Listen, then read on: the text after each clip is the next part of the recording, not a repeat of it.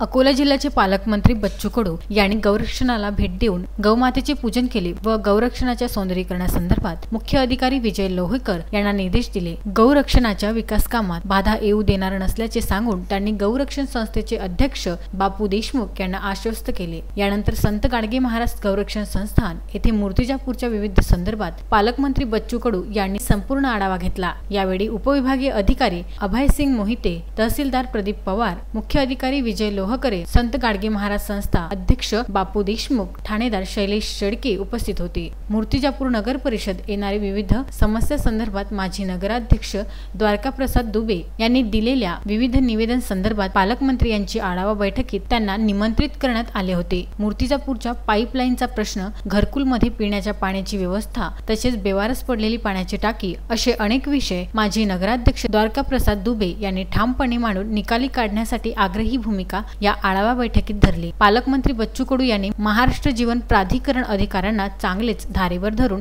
अद्यापपर्यंत 3 किलोमीटरची पाणी पुरवठा योजना का पूर्ण झाली नाही या संदर्भात जाब विचारले असताना येथील मजिप्राच्या अधिकाऱ्यांनी संबंधित ठेकेदाराला 33,000 रुपये रोजप्रमाणे दंड लागू आहे। 2 वर्षापासून ही योजना रखडलेली आहे। संबंधित ठेकेदारावर तातडीने कारवाई करून सदर योजना पूर्ण करण्याचे आदेश सुद्धा पालकमंत्री बच्चू कडू यांनी दिले। तसेच या बैठकीला नगरसेवक तस्लीम खान, देवीदास घोडे, कैलास महाजन, अंकित अग्रवाल, प्रहारचे तालुकाध्यक्ष संतोष इंगोले, नगर परिषद अभियंता पुरुषोत्तम पोटे, इतर अधिकारी उपस्थित होते। आढावा बैठकीच्या शेवटी मूर्तिजापुरातील पाईपलाईनची समस्या निकाली काढण्यासाठी वरिष्ठ अधिकाऱ्यांना सक्त निर्देश दिले आहे। बाळासाहेब गणोरकर, विदर्भ न्यूज, मूर्तिजापूर।